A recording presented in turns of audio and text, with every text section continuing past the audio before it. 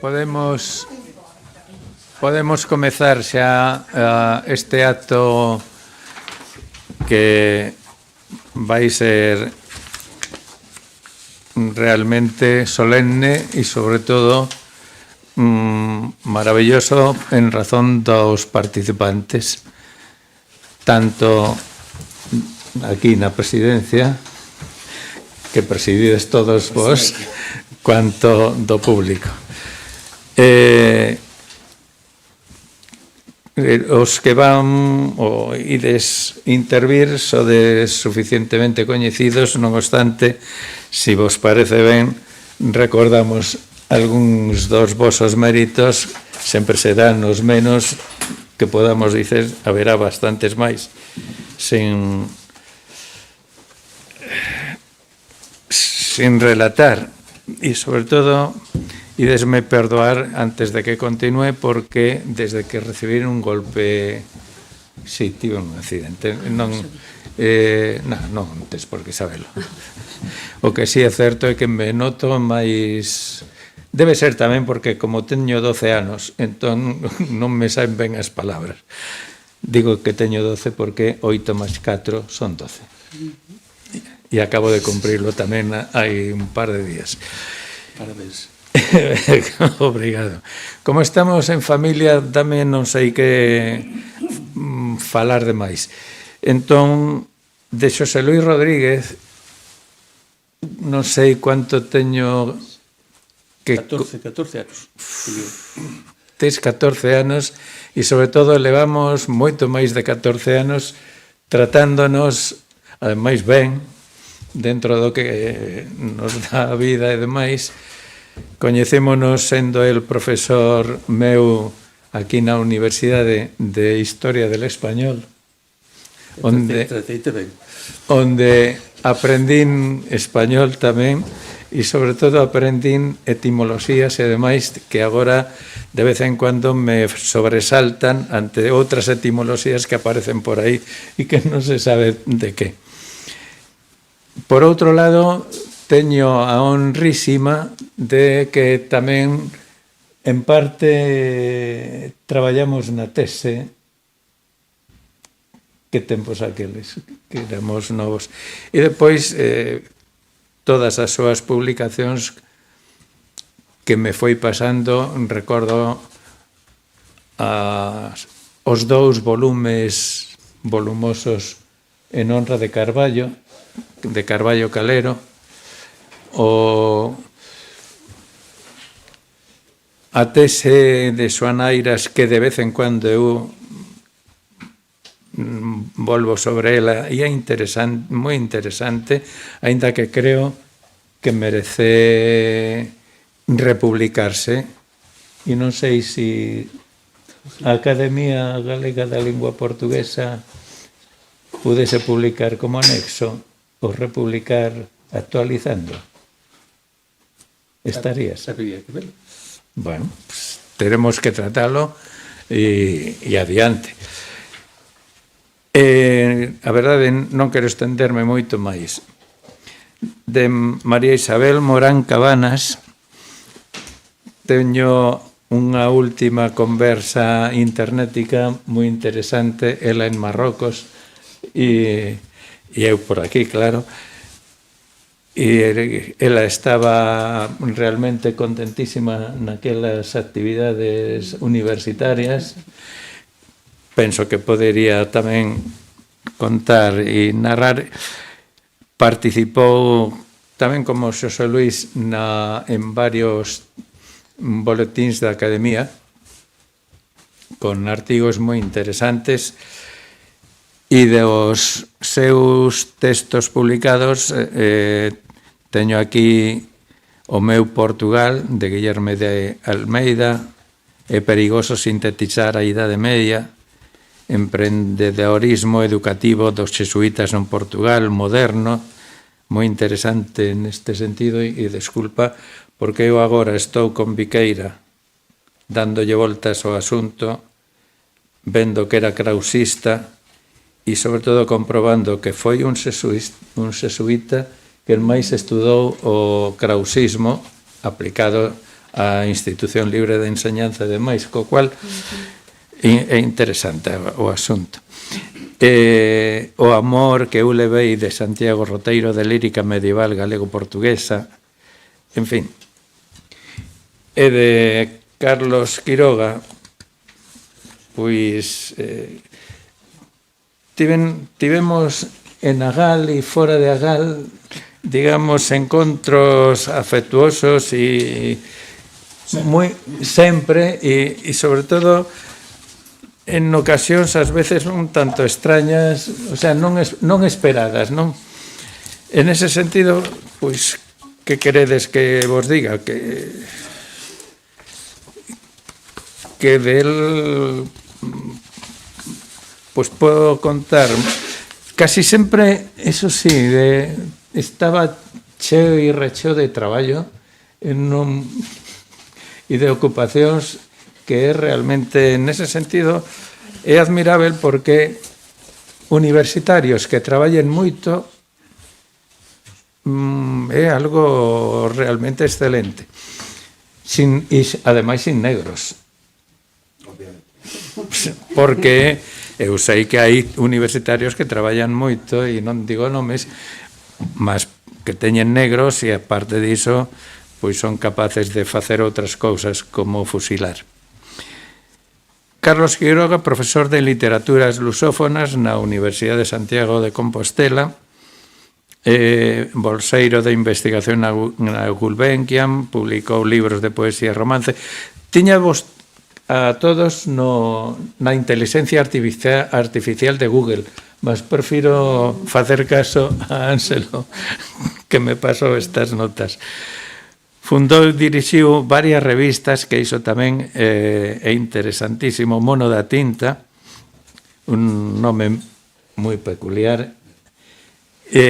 Agalia. En Agalia estivemos varios, entre unhas cousas e outras. A verdade é que procedemos de alá todos, de Agali, de Agalia, e unhas actividades daquela que eran realmente, esperábamos que fose moito máis do que está sendo. Esperemos que se renove, porque todos aqueles traballos que antes esquecín de dicer, cando estivamos preparando o estudo crítico, lembraste Xosé Luís alá en Couceiro, foron semanas de revisión das normas enormes e de propostas non alternativas, sino realmente as propostas galegas. Realmente, sí. Depois, continuo con Carlos Quiroga. A verdade é que non fun capaz de seguir todo o que foste facendo, Periferias, A Espera Crepuscular, O Castelo da Lagoa de Antela, Il Castello del Estaño de Antela, que tivo versión italiana, non? Foi o único que saiu conxuntamente entre integrado e italiano. Italiano.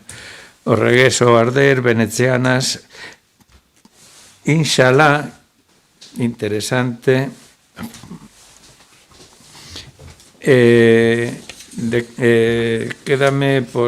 Réstame por falar de Ángelo Cristovo, e de Ángelo Cristovo teño aquí unha referencia. Podían falar de memoria.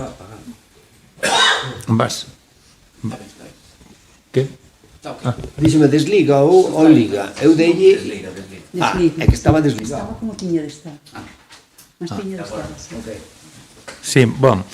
De Ángelo Cristovo levamos tamén, a partir de Agal, unha cantidad de anos incontável casi, pola miña parte.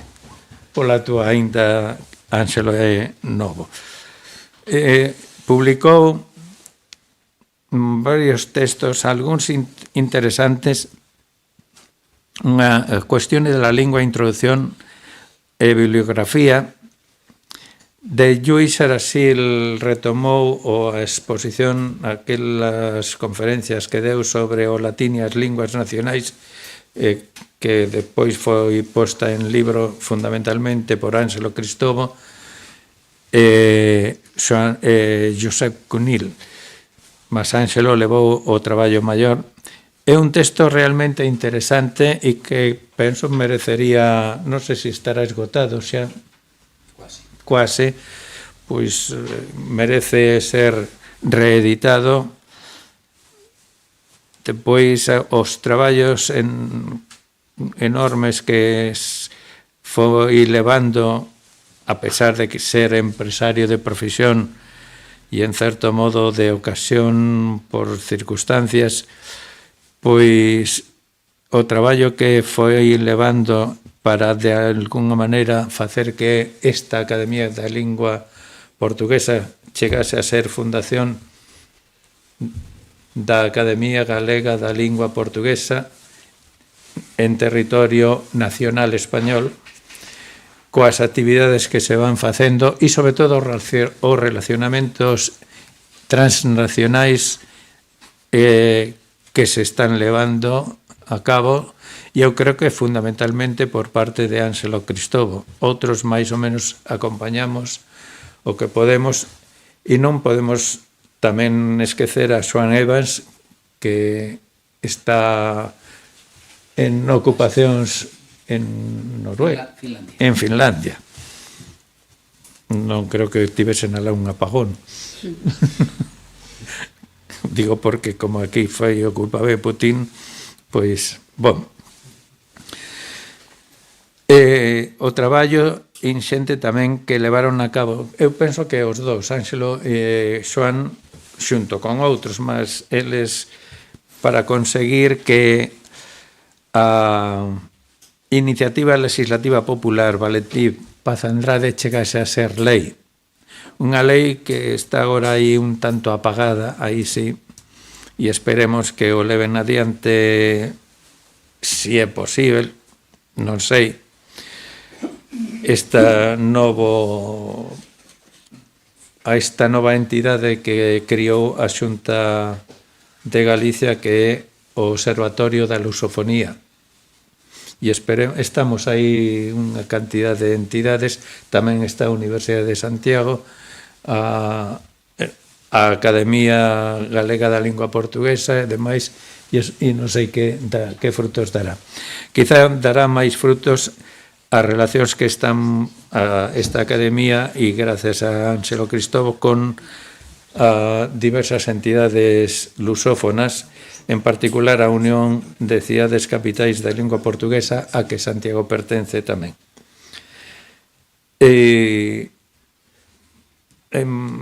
Foi organizador e traballou en la psicología da academia e esperamos que continue ese traballo, que terá que ser máis que suficiente para ver si de alguna maneira se arranca na realidade galega e non eu diría na falsidade galega que están levando a cabo certas persoas e certas entidades. E pola miña parte, da presentación máis nada, creo que me estendín demasiado, peço disculpas, e por iso o que eu pensaba dicer en un cuarto de hora vou dicelo en menos tempo, bastante menos tempo. Traio aquí, curiosamente, e en honra de Camões, un texto publicado no cuarto centenario de Os Lusíadas de Camões entre a Biblioteca Nacional de Madrid e a Fundación Calouste Gulbenkian en 1972. Aínda non había democracia neste reino. A introdución, o prólogo é de Filgueira Valverde, está en castellano, interesante, e despois o resto dos traballos foron levados a cabo fundamentalmente o relacionamento entre o portugués e o castellano por o profesor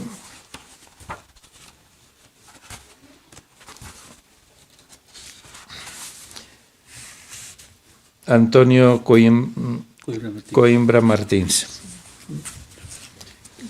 traballo inmenso.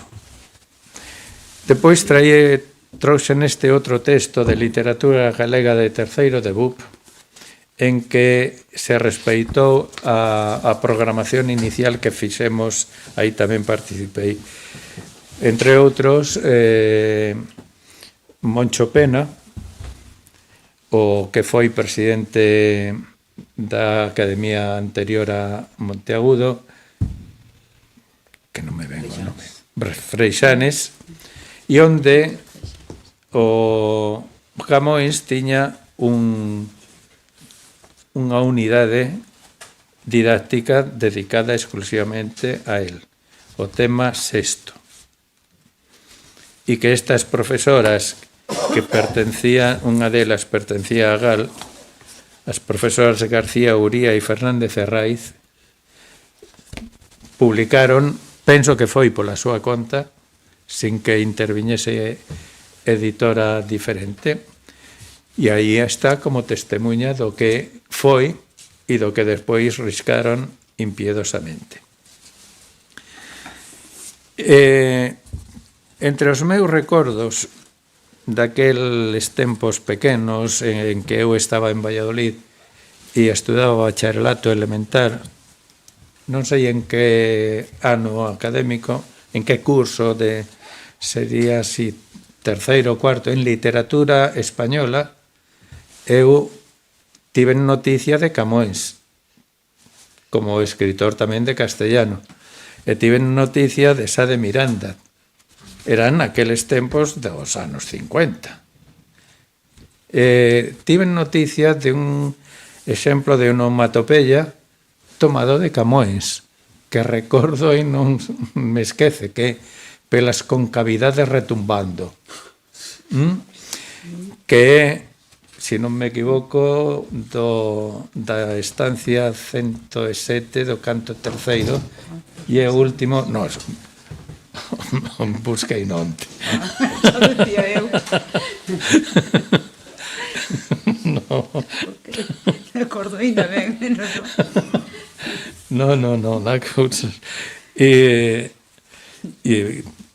chamoume a atención, no, esas lembranzas, e que entón non houvese excesiva, a pesar de todo, excesiva vergoña de dicer que había tamén textos en portugués dentro dos textos en castellano.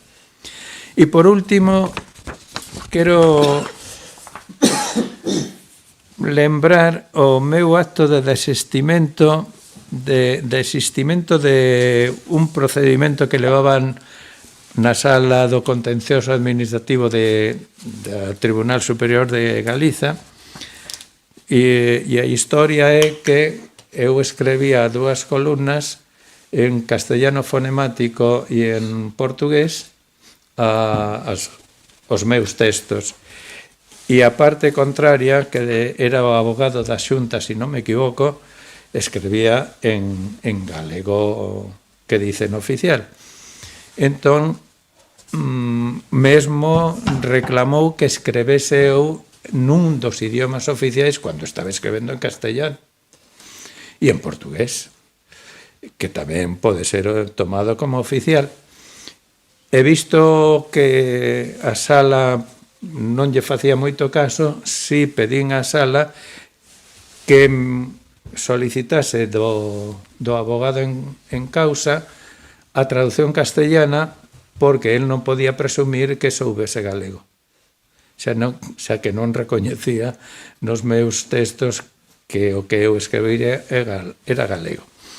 E a sala do contencioso pouco menos que me mandou o que diría miña nai alguano, porque dixo así expresamente: no hay lugar a que se reclame de la administración demandada a que presente una versión en castellano de su escrito de contestación. ¿Por qué? Porque el recurrente en sus anteriores escritos forenses se utilizó una versión del idioma gallego que, al parecer, no goza de reconocimiento oficial por parte de algúns servidores dos órganos da Administración Española de Galicia. E con isto acabo este apuntamento para indicar que realmente a persoa de Camões, as súas obras son interesantes, importantes e decisivas se na Galiza se tomase a serio. E tedes a palabra. Ben, como comezamos? Comezaste. Off e agora on.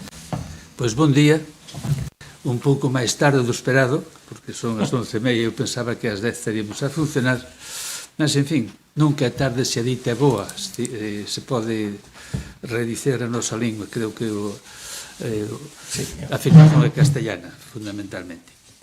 Eu pensaba estar só de falante nesta mesa sobre Camões, mas ao verme que os meus colegas, ex-colegas da universidade, prácticamente xa a miña voz debe apagarse, diría o poeta, porque outras máis fortes e máis novas e máis poderosas se levantan. Rememorando un pouco os Lusíadas.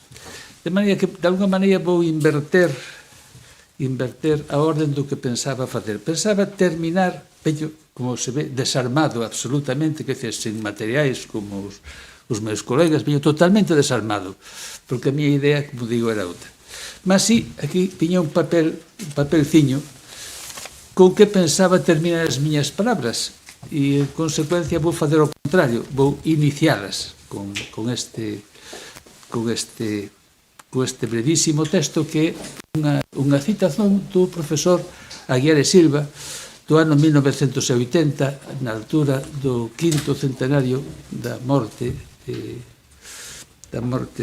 do cuarto centenario da morte de Camões, na obra que se publicara naquele momento, unha obra facsimilada, As rimas de Luís de Camões.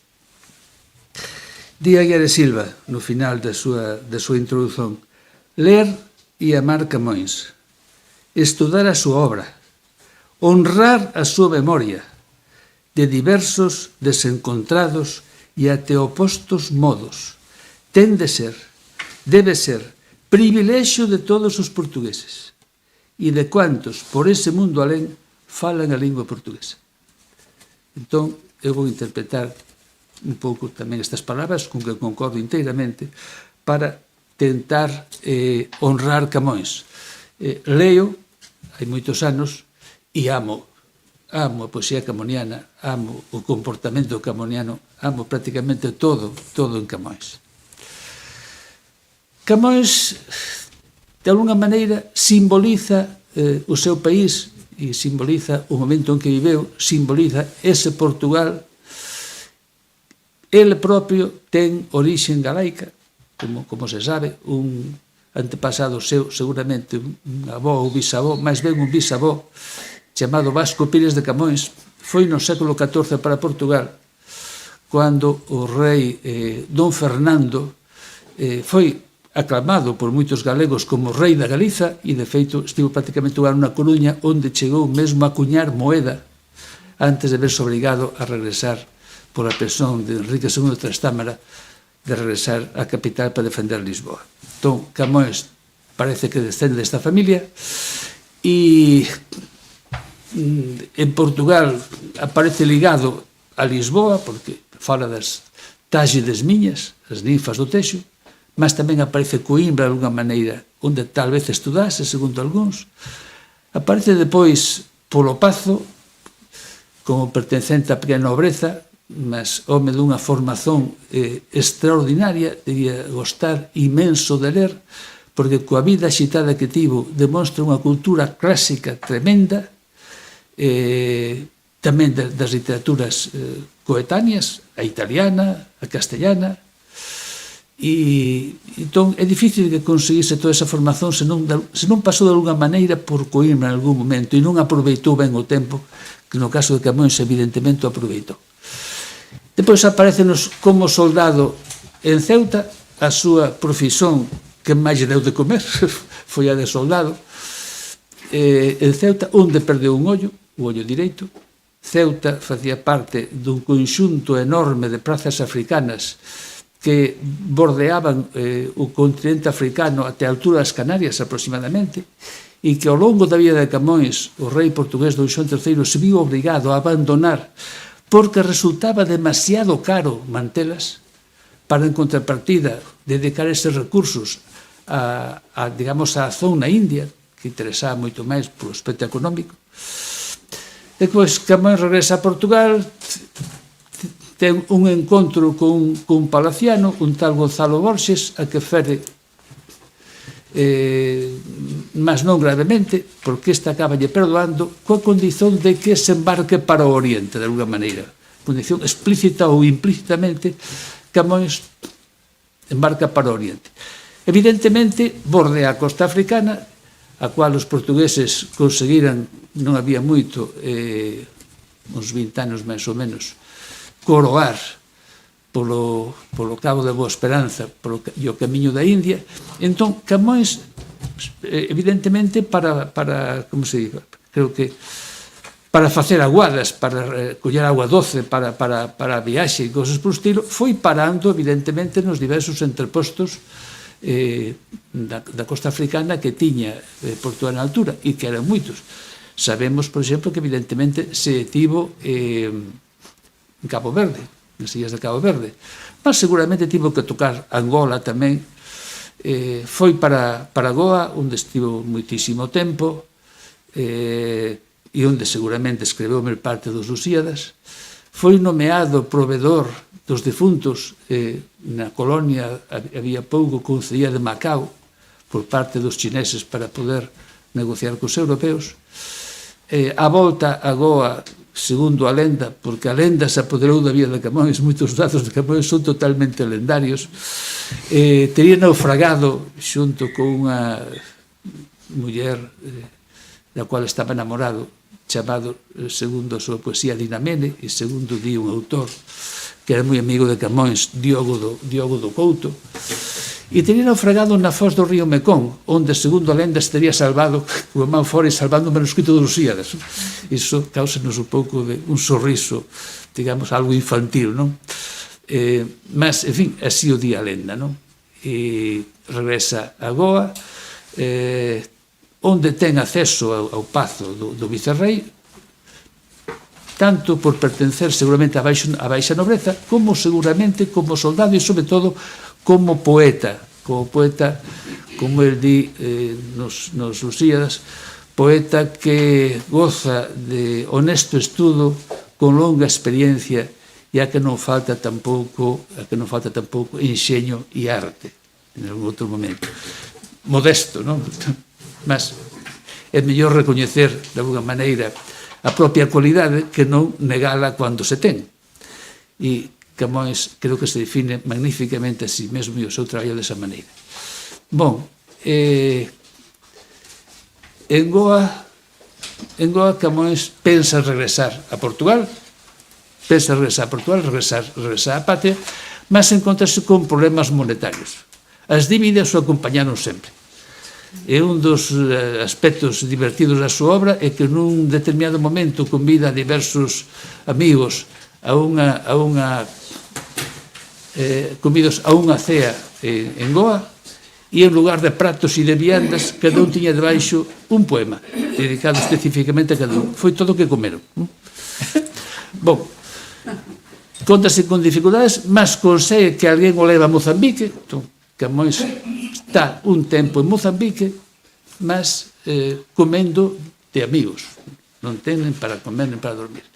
Até que regresa tamén de Goa Diogo do Couto, que era un historiador importante da India, máis novo que Camões, e amigo dele, e que outros amigos conseguen pagarlle a pasaxe para regresar a Lisboa. Entón, Camões, de alguma maneira, atravesa, coñece todo o imperio portugués da época, salvo o Brasil. E mesmo o Brasil se refere en algún momento dos Lusíadas, un par de veces, que pelo menos, cando se di que na cuarta parte nova os campos ara. Que a xente portuguesa extendida por todo o mundo no Brasil ara os campos, cando se comezou realmente a colonizar o Brasil, que non foi no momento de descoberta en 1500, senón 30 e tantos anos depois. Bom, regresa a Lisboa, consegue publicar os Lusíadas, en 1572. e parece que unha obra lírica que tiña que se perdeu ou que lle roubaron, mellor dito, segundo di Diogo do Couto, e Diogo do Couto é un historiador probo e honesto que non inventa prácticamente nada e de aí que fose non ben visto polas familias nobiliarias dominantes da época, porque contou os males do Imperio Portugués no Oriente, do Estado da India. De maneira que se Diogo do Couto di, pois eu creo que base seria debía ter. Un libro de poesía italianizante que, segundo el, Camões lle roubaron. Bon. E conseguiu polo menos publicar os Lusíadas, o que é importante, en 1572.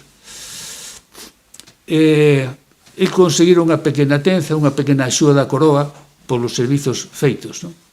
Que lle permitiron malviver prácticamente até a súa morte, e en parte tamén herdou mesmo a mãe. Camões tivo sorte, en todo caso, nun aspecto, e é que o censor do Santo Oficio lle pasou por alto algunhas cousas que ainda hoxe nos sorprende. Moitas oitavas de Camões nos Lusíadas, no canto nono, se non estou en erro, onde se descreven os placeres con que os nautas son recibidos na Illa dos Amores, rozan aos ollos mesmo de alguén de hoxe o aspecto pornográfico, para cuanto máis na época onde o autor do Santo Oficio di, son cousas de ficción poética, son cousas, digamos, dos deuses xentís, que, como toda a xente sabe, son demonios para a religión cristá. De alguma maneira, con isto sáfase e permite esa liberdade, senso sexual dos Lusíadas e de toda a poesía amorosa de Camões, que é unha constante en toda ela. Unha pregunta: Camões non reconstrui a lírica. Curioso, non tenta reconstruir. De feito, só temos, se non me engano, un par de poemas de Camões publicados en Mira. Non a reconstrui. Entre non tivo tempo ou non lle dá importancia, de alguna maneira, non sei. En certo modo, os sucesos que se seguiron compensaron esta falta de reedición da lírica de Camões. Por qué? Porque cando aparecen as rimas 15 anos depois de morto, Camões morre no ano 80, 15 de xuño, e morre con Portugal, porque Portugal pasa a pertencer aos Filipes para a independencia. Segundo a lenda tamén teria dito, morro coa patria. Ben, pois cando aparecen as rimas de Luís de Camões no ano 95, 15 anos depois de morto, as rimas incluyen poemas xa que non son de Camões. E as rimas de Camões vanse avolumando até chegar no século XIX a reacción final do século XIX con Xosé María Rodríguez e con outros, a reacción crítica que di que non todo o que hai é de Camões. E entón, depois de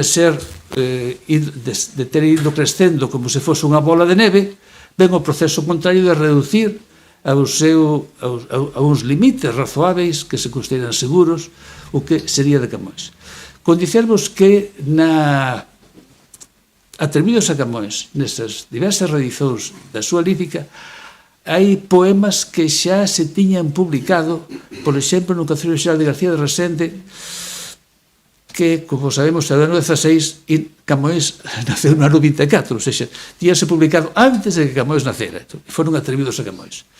E hai un autor do século XVII chamado Freire Sousa, que escreve en castellano, de outras cousas, porque vive na época dos Filipes e vive en Madrid, e é o natural, e di, le di a mi poeta todo aquello que me pareció que podía ser suyo, que debió ser suyo.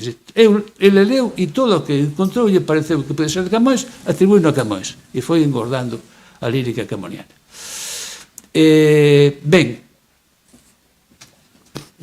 non sei, pásame como Antonio cando temos xa non sei cuántos anos, ás veces perdemos un pouco o fío, non? Sí, continúa. O que é interesante, xa que dices de Camões, o Quevedo ten un soneto que é plaseado de definindo o amor. Sí. Bon, Camões, aparte disso, como sabemos, tamén foi dramaturgo. mas eu creo que foi fundamentalmente poeta. Foi poeta e un extraordinario poeta. Poeta lírico, quero dizer, non digo poeta, pode ser poeta épico, claro, poeta lírico. Porque os Lusíadas é un canto épico, como non podía deixar de ser, as glorias portuguesas, os Lusíadas, as Lusíadas, porque se pensaron que eran as fazañas portuguesas, e até os Luisíadas, como poñan os alumnos meus, como se fose un canto dos propios Luíses, que chamámos Luís, entón como se fose un canto de si propio, non? Pois os Lusíadas é un canto colectivo, non? Canto dos portugueses. É o canto ilustre peito lusitano. Ese verso é enormemente importante, porque non cantan só os reis e os altos nobres, senón o ilustre peito lusitano, o pobo lusitano, que se foi da lei da morte libertando, ou seja, que polos seus feitos gañou a fama e se foi libertando, digamos, da morte que leva ao total esquecimento dos nosos actos e da nosa identidade. Voltando antes o da poesía camoniana, estou tentando non pasarme demasiado, voltando antes o da poesía camoniana, cando a reacción crítica reduce prácticamente, eu creo que prácticamente algo máis de un terzo todo o que se atribui a Camões. As últimas edicións, digamos, da poesía camoniana prácticamente reducen algo máis de un terzo, entre un terzo e a metade, todo o que se considera seguro de Camões hoxe. Ou seja, que prácticamente máis de 50% do que foi atribuído a Camões sábese hoxe que non é de Camões. Isto díganos tamén outra cousa. A literatura portuguesa non é como a italiana fruto dun autor. Dice que a literatura italiana é fruto de Dante, Petrarca e Boccaccio, que lanzan o florentino como lingua literaria. Non se pode dicer que o portugués sexa a lingua de Camões, únicamente. Camões fai parte dunha floración extraordinaria de poetas de época. Estaba pensando no que falamos antes aquí con Trillo, que dicía que quería falar tamén de outros autores que non fose Camões. A altura de Camões hai poetas extraordinarios no século XVI. Por exemplo, Andrade Camiña, por exemplo, Antonio Ferreira, por exemplo, Diogo Bernardes, sobre todo Diogo Bernardes. Os sonetos de Diogo Bernardes, moitos deles, pódense confundir pola calidade estética perfectamente cos de Camões. Ben, Diogo Bernardes que foi acompañando a don Sebastián Alcácer Quibir para cantar as súas glorias e alá ficou prisioneiro durante bastantes anos. Diogo Bernardes. Bom, decía que non se pode considerar que a lingua portuguesa sexa dun único autor, mas evidentemente ten unha tradición moito maior, non? Xa desde a época trovadoresca.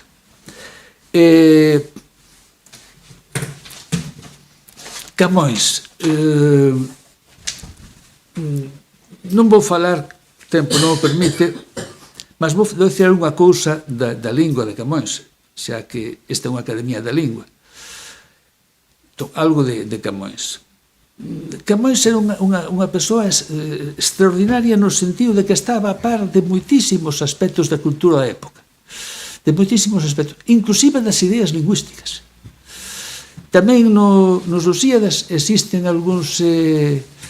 existe un trecho, non me acordo en que canto está, onde se di que Venus, que está no poema enfrentada a Baco, e que é unha dos eixos fundamentais dos Lusíadas, Venus enfrentada a Baco, isto é, a confrontación entre os deuses mitolóxicos, entre o que se chamaba o maravilloso Pagán, e todo iso, e Venus di por que ama os portugueses, porque ama os portugueses, porque lle lembran, primeiro porque son amorosos, como a propia Venus, e segundo porque lle lembra os romanos, porque a súa lingua, cando nela pensa, cando nela imagina, con pouca corrupción cree que é latina. Isto é, para Camões, a través de Venus, o portugués é latín pouco corrupto, pouco corrompido.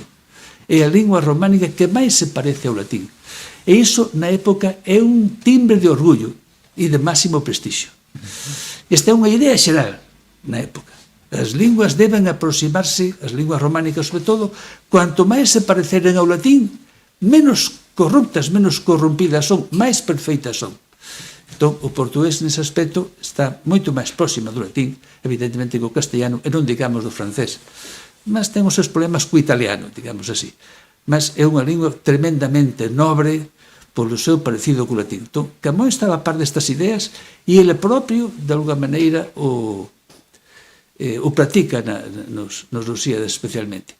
Non esquezamos que a idea xeral da proximidade do latín informa e xustifica todas as ortografías de tipo etimolóxico e todos os empréstimos de palabras latinas tomadas do latín para forzar, ampliar este parecido co latín que lle supón un motivo de gloria para a propia lingua entre as comunidades da época.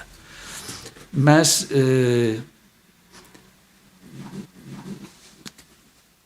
está pensando nun artigo dun poeta, dun catedrático da Universidade de Aveiro, Telmo Verdello, que dicía o seguinte, que me parece moi interesante, dicía: se nós pudésemos viaxar á época de Camões e falar con Camões, non teríamos problemas en entenderlo, nen el a nos. En contrapartida, se Camões quixese encontrarse con Don Dinís, co rei Don Dinís, co trovador, de 200 anos antes, ian ter gravísimos problemas de comprensión. Ou seja, a lingua portuguesa evoluiu moitísimo máis desde o século XIII ao século XVI, ao longo de 1325 que morre Don Dinís, en 1525 nace Camões, prácticamente en 200 anos, evoluiu moitísimo máis que do século XVI ao século XXI, que nos encontramos. Moitísimo máis. Moitísimo máis transformacións. É como se separase na evolución, se detivese. E iso en boa parte débese á contribución do século renacentista, do século XVI. Camões inundou a lingua de empréstimos do latín. De certo modo, todas as linguas románicas, revendose no latín, indo a ese almacén común que é o latín, incorporaron a cantidade brutal de léxico. Prácticamente duplicaron moitas veces o léxico existente até entón con eses contributos. Aproximadamente ten 80 anos un traballo dun tal non acordo moi ben agora, Correa de non sei quantos, un autor sobre os latinismos dos Lusíades, un ensaio sobre os latinismos na época dos Lusíades. E di, por exemplo, Camões incorpora a lingua de 130 e tantos adxetivos, 30 e tantos substantivos e só 6 ou 7 verbos. Ou seja, a lingua portuguesa na altura era carente de adxetivos e non de verbos. Unha cousa que nos pode chamar a atención. Se realmente vamos á época trovadoresca, vemos que é pouco colorida, que se utilizan 3 ou 4 adxetivos e pouco máis. Entón, vense obrigados a duplicar ou a triplicar a cantidade de léxico para afrontar, digamos, os novos desafíos estéticos que a época nos puña, non? E nesa perspectiva hai outros aspectos máis en que tamén Camões colabora, no sentido de actualizar a lingua que chegaba, non só de incorporar ou ampliar o seu léxico, senón de tomar decisións sobre determinadas formas.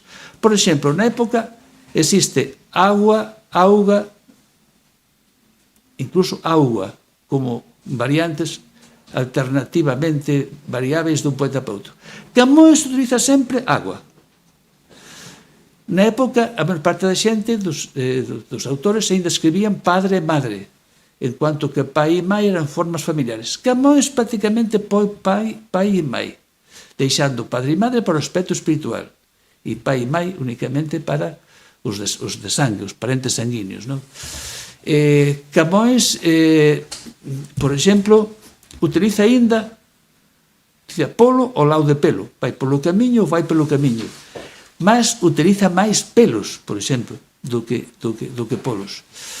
En fin, Camões optou quase sempre pola forma que triunfou. Por qué? Porque seguramente a calidade do poeta levou a que esas formas se impuxesen a outras. Porque coa poesía foi a forma lingüística determinada. Iso é unha cousa que me chamou a atención, onde a práctica de Camões non coincide co que depois triunfou. Camões utiliza sistemáticamente fermoso, fermosa, fermosura e demais.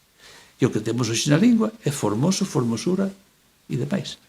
Temos que Camões utiliza as formas con fermoso, fermosura e demais.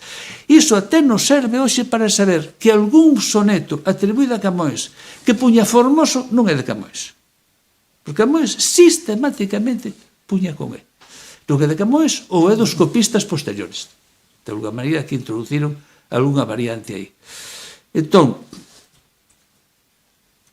o éxito de Camões e da poesía de Camões levou ao éxito e ao triunfo da forma poética, da forma lingüística proposta por Camões. De maneira que todos os puristas que viñeron na lingua portuguesa depois, en Portugal e no Brasil, sempre tiveron a referencia camoniana como decisiva para preferir esta forma ou outra. E, de alguma maneira, iso continua hoxe. Bom, eu creo que como xa me pasei suficientemente, prefiro intervir depois en algún momento determinado e non agora, efectivamente. Pois, agradecido. Que seamos por aquí.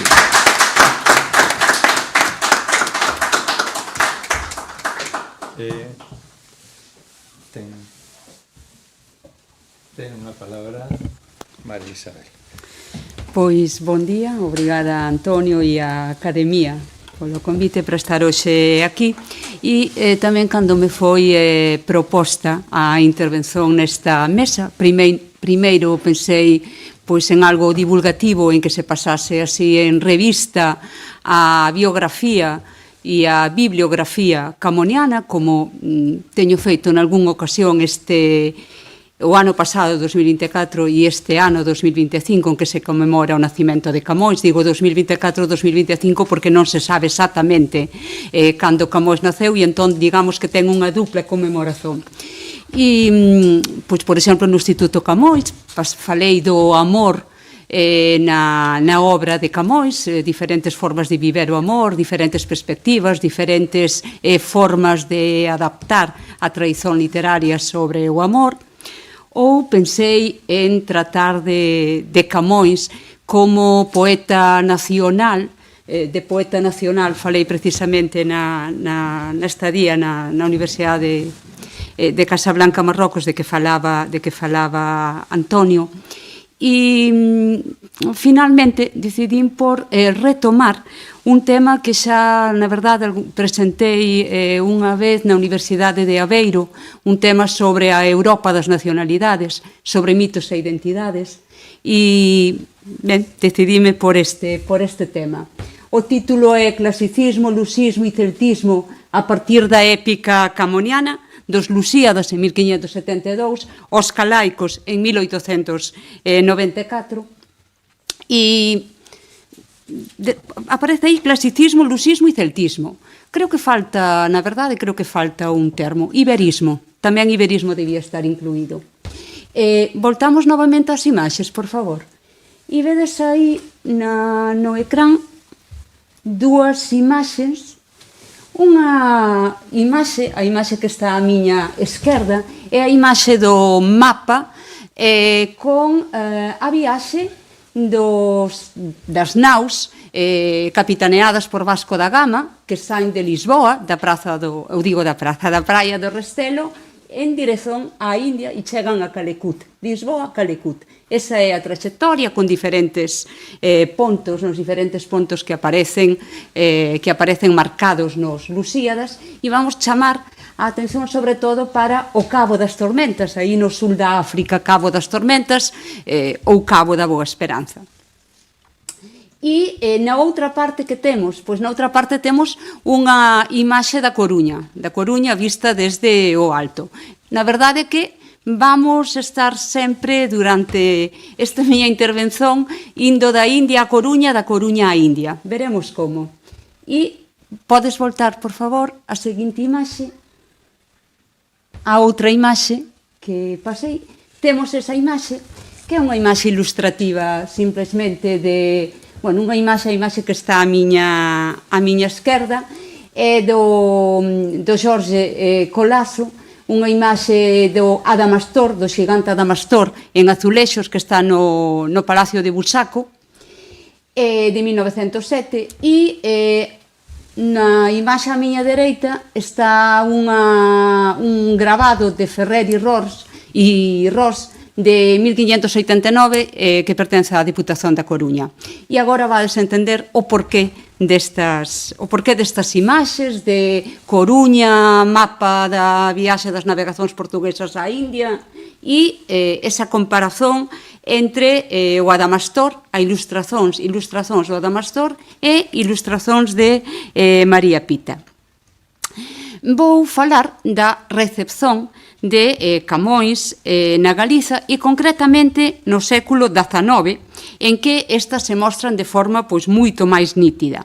Claro que se repararmos rigorosamente nunha historia da recepción da obra camoniana na literatura galega, é de obrigada referencia dous textos anteriores ao século XIX. Refírome a un texto alá en Monterrey, en Val d'Olesa, designada habitualmente como Soneto de Monterrey, de autor descoñecido e mesmo durante algún tempo atribuído a Camões, ou nun soneto barroco de Joan Gómez Tonel, cuxos versos din turbas, corren as aguas, poña luto o aire denso en melancolía tanta, que lembra unha célebre composición camoniana de teor apocalíptico, unha composición que di así: o día en que eu nací, moura e pereza, non o queira xamais a xente ver.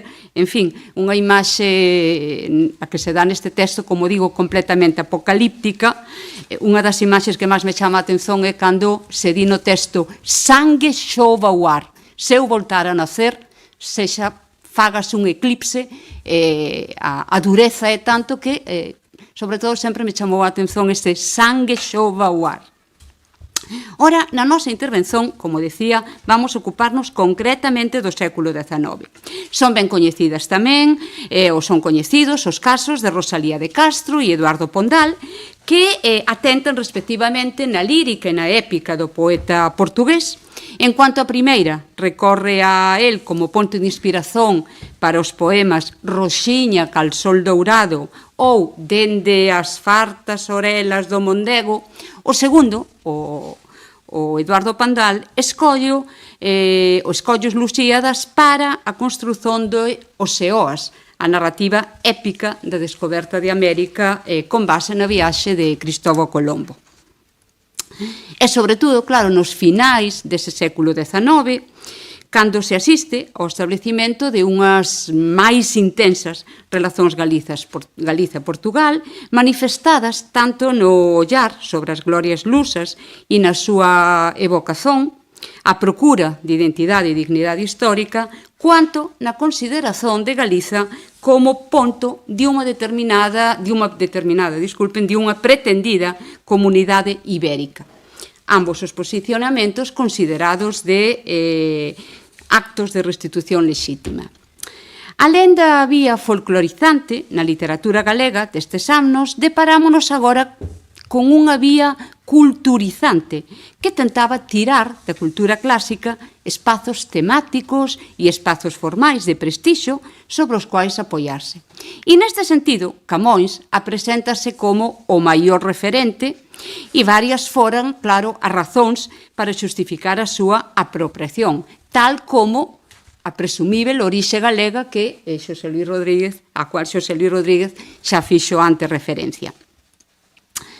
Entre outros comentarios en relación a esta orixe galega, para alén do comentario que Xosé Luis xa fixo referencia, centrándonos no século XIX, por exemplo, podemos lembrar o de Manuel Murguía, cito palabras literais de Murguía: Camões, cuyo abuelo, poeta tamén, era natural de Galicia, descendiente de unha antigua familia de aquel reino nobilísimo, ou as de Eugenio Carrera Aldao, que din así, cito: hoy os Lusíadas, por su lenguaje, que es el nuestro, pertenece más a la literatura gallega que a la portuguesa actual. É no ámbito deste ideario galeguista que se tende a entender a transferencia das normas do modelo estrutural e das estrategias de caracterización das personaxes dos Lusíadas, transferencia, digo, a un poema narrativo construído en ton épico e intitulado moito, mas moito significativamente, Os Calaicos, de Florencio Bamonde Lores. o título Os Lusíadas. Lusíadas é unha palabra, digamos, criada, é un neoloxismo, un cultismo criado no propio século XVI polo humanista André de Resende. E os calaicos, é tamén un cultismo, hai un paralelismo xa no propio título. Este Florencio Vaamonde Lores, que aparece mencionado a miúde nos manuais e historias da literatura, so epígrafe de epígono, continuador ou poeta menor, no que di respeito a outros autores conterráneos. Tamén, é verdade, aparece outras veces designado como designado como poeta formalista, dado o seu cultivo de un clasicismo narrativo con influencia da época da épica culta, ou ás veces tamén se fai referencia a él como un autor representativo dun grupo finisicular que se empeñou na construción de mitos en busca, ou na construción ou na recuperación de mitos en busca de identidade. Con efeito, cabe citar outra vez a Carré Aldao, que no seu manual de literatura galega, ao falar dos calaicos, cito, de Florencio Vaamonde Lores: hombre de vastísima cultura, erudito escritor y castizo poeta, a él se debe el poema de Os Calaicos, cuyas estrofas parecen modelarse en los mismos troqueles en que el gran Camões fundó las octavas de Os Lusíadas. O poema Os Calaicos saiu do prelo en 1894 no xornal de emigración La Tierra Gallega, dirixido na Habana por outra figura emblemática do Rexurdimento, Curros Enríquez, e, embora consciente da anacronía de crear unha obra épica ao estilo clásico, o prestixio do xénero épico como xénero nacional e o seu vasto coñecimento de autores clásicos levou a Vaamonde Lores a publicar esta obra. Cito palabras tamén de Vaamonde Lores neste sentido. Yo, partidario y admirador de los clásicos, quise hacer un ensayo épico en octavas reales y este dio lugar aos Calaicos. Siendo épico por su género, una narración a la que hay que ceñirse tiende a la prosa y por lo tanto hay que emplear para ello la clase de estrofas y el verso que más armonioso sea. E, como veremos, vai seguir exactamente, e cando digo exactamente non minto, exactamente, podo dizer tamén literalmente, en certas ocasións, os versos dos Lusíadas. Nos Calaicos hai unha actualización, acomodación a un novo contexto, claro, cronolóxico, cultural e sociopolítico, así como a unha menor extensión.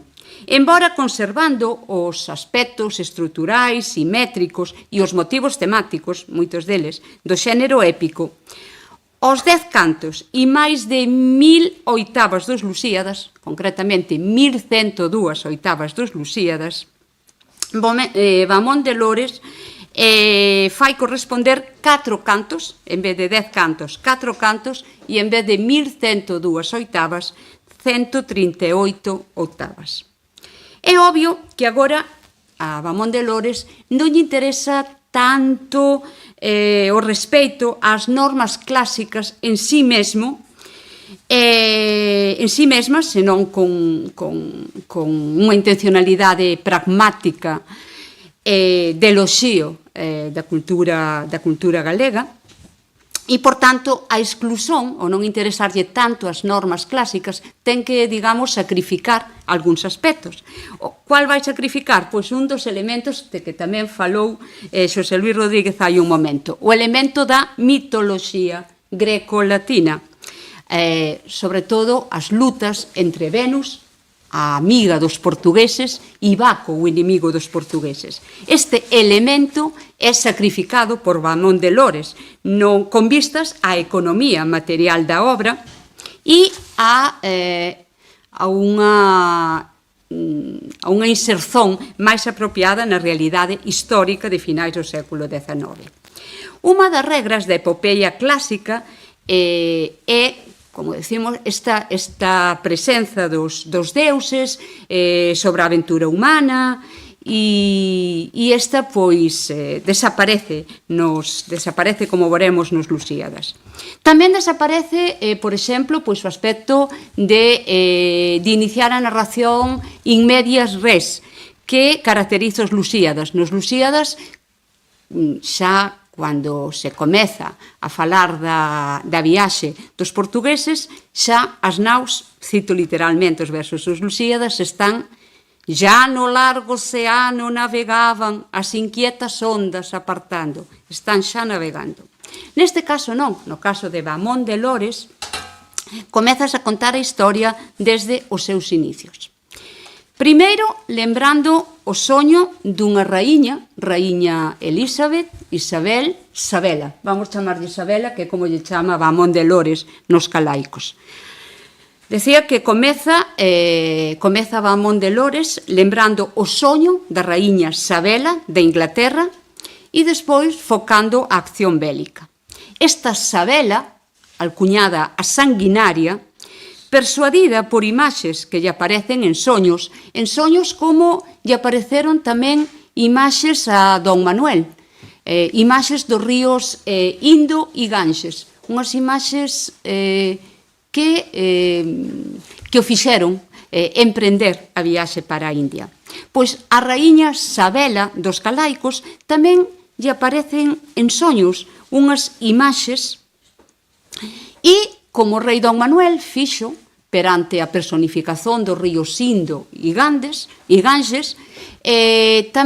convoca a Consello e decide enviar contra Galiza a raíña Sabela unha expedición comandada polos eficientes militares Norris e Drake.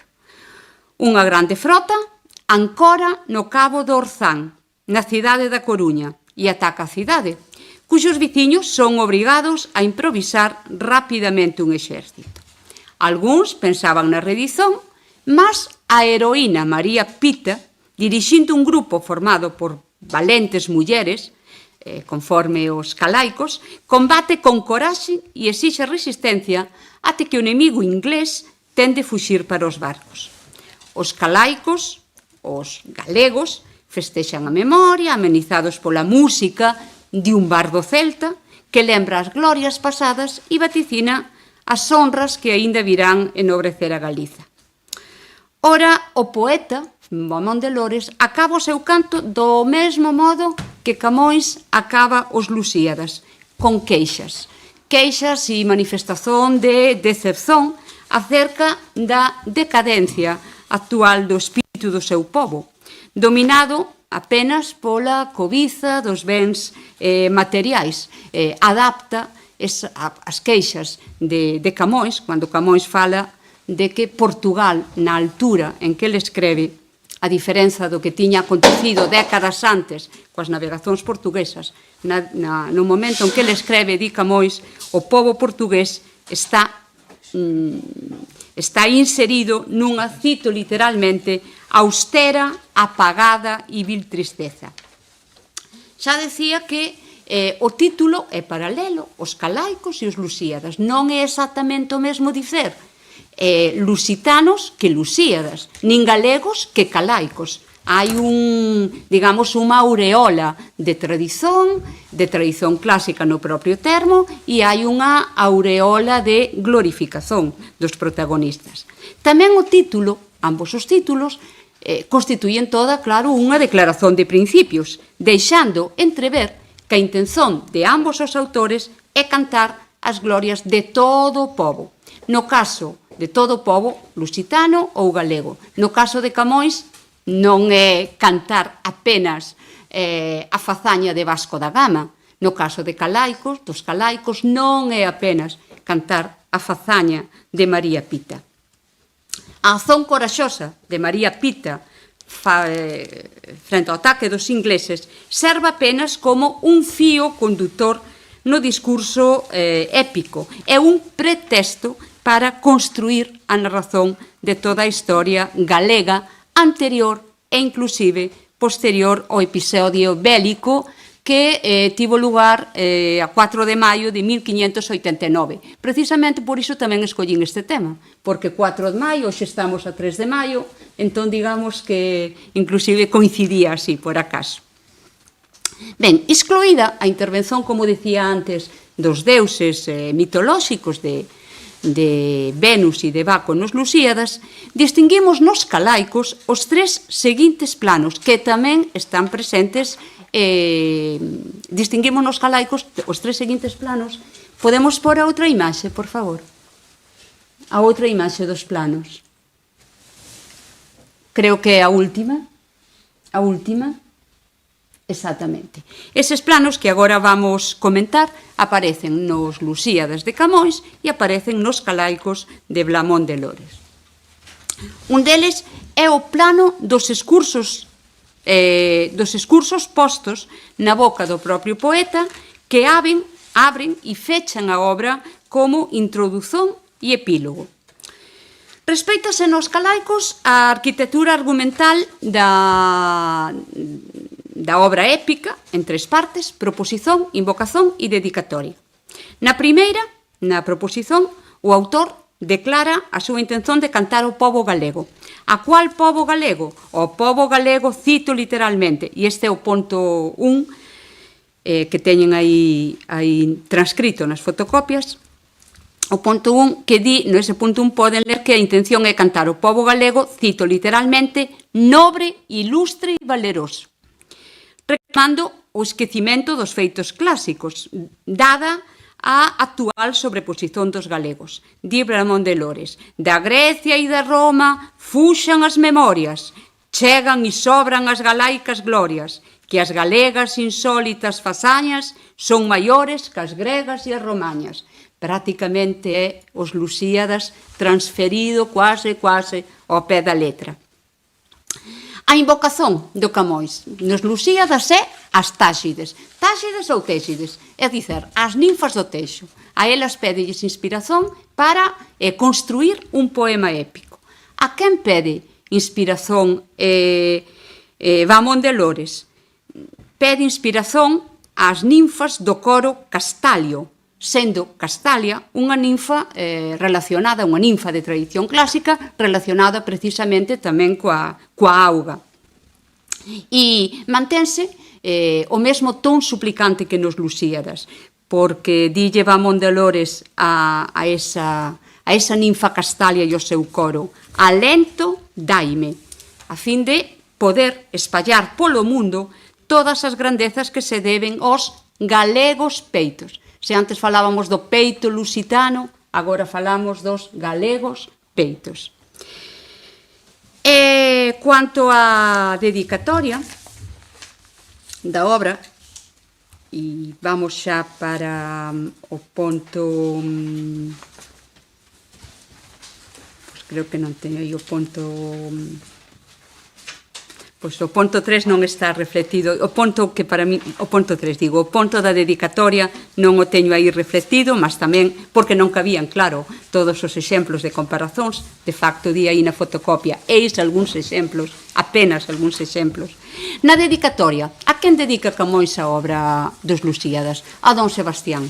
A Don Sebastián como, aliás, representante da xuventude e dun futuro promisor de Portugal. Infelizmente non foi así, pouco durou a esperanza.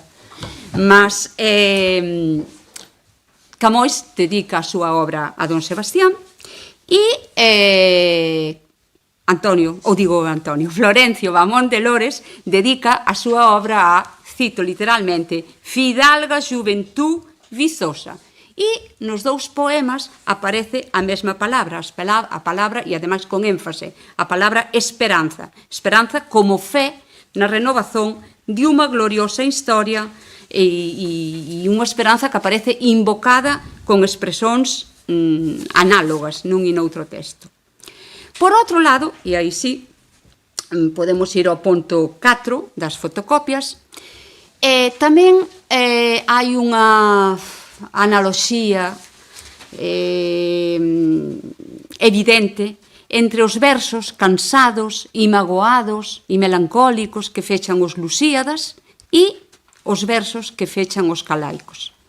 A mezcla de dor e ira que o poeta portugués exprime perante a decadencia moral e sociopolítica do presente é transferida para a Galiza, revelando a atitude cívica do autor que denuncia abertamente o falso amor que mostran apenas algúns que se mostra perante a nazón e que apenas é motivada pola cobiza e o vil interese. Reparen, por exemplo, ou reparemos nese ponto 4, dicen os calaicos: cesa tamén, ó lira, que cansada e deble teño a voz, casi no alento, non de tanto cantar, mas magoada de ver en todo un triste desalento. E tiña dito Camões 3 séculos antes: non máis, musa, non máis, que a lira teño destemperada e a voz enrouquecida, e non do canto, mas de ver que veño cantar a xente surda e ensordecida.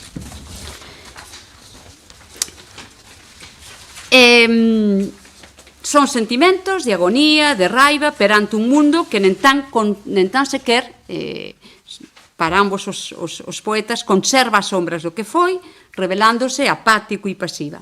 A última estrofe dos calaicos reproduz o asunto e o esqueleto gramatical de unha das máis emblemáticas do canto final dos Lusíadas. Ora, a humilitas do autor galego fai con que este confese que se sente pobre de ciencia e máis de estudos. Reparemos aí, estamos xa na páxina 2, di Vamón de Lores nos calaicos: mais eu, non en eu, mais eu, ó patria amada, un dos máis rudos e humildes dos teus fillos numerosos, anque pobre de ciencia e máis de estudos, non me faltan os pulos amorosos. E tiña dito Camões nos Lusíadas: mas eu que falo, eu que falo humilde, baixo e rudo, de vos non coñecido nen soñado, da boca dos pequenos sei contudo que o louvor sai ás veces acabado. En fin, outro dos planos é o plano da narrazón da batalla coa inclusión de referencias a cuadros espaciais e temporais prebélicos e posbélicos. O paralelismo é tamén constante neste plano. Na figura da raíña Sabela, como lle chamaba Vamón de Lores, da Sabela inglesa, na súa figura evocan os versos camonianos de varios episodios dos Lusíadas. Xa vimos antes que do rei Don Manuel cando soñaba coa India. Tamén a raíña Sabela non son os ríos, claro, Indo e Ganxes, mas ve nas sombras un ser misterioso cunha voz misteriosa que ven do alén e que lle anuncia, cito literalmente, felices cousas. E esas felices cousas sería a salvación da cidade da Coruña e a derrota dos ingleses. No ponto 5, por exemplo, dice: e de negrizas sombras desvestido viu o celaxe de unha noite escura tomarse todo límpido e florido. E nos Lusíadas tamén Camões tiña feito referencia a das aguas e llantollan que saían ao rei Don Sebastián, ao rei Don Manuel, saíanlle para de os longos pasos inclinado dous homes que moi vellos parecían. Eses homes son o río Indo e Ganxes personificados. En ambos os casos, tanto a decisión do rei Don Manuel como a decisión da raíña Sabela é chamar a consello, e no caso dos calaicos dice, cito literalmente: acórdase facer a toda presa preparativos para tal empresa, é dicer, para defender a Coruña. Inclusive, os militares ingleses, Norris e Drake, remeten para os pilotos utilizados por Baco nos Lusíadas para enganar os portugueses e afastalos do seu obxectivo de chegar á India. Na verdade, grande parte, enorme parte dos motivos dos calaicos aparecen aproveitados a partir dos Lusíadas. O un dos máis destacados, para suliñar a crueldade da luta na Coruña, é Adamastor, a figura do Adamastor. A figura do Adamastor é un ollar especial e unha atención especial presta o Vamón de Lores sobre o Adamastor, a figura do Adamastor que surxe nos Lusíadas do Mar tenebroso, a modo de personificación do Cabo das Tormentas, no sul da África. E nos calaicos encontrase tamén, como nos Lusíadas, unha metamorfose de un accidente xeográfico e tamén unha personificación. E a personificación é a personificación de un xigante, e un xigante que é María Pita que atinxe unhas dimensóns xigantescas.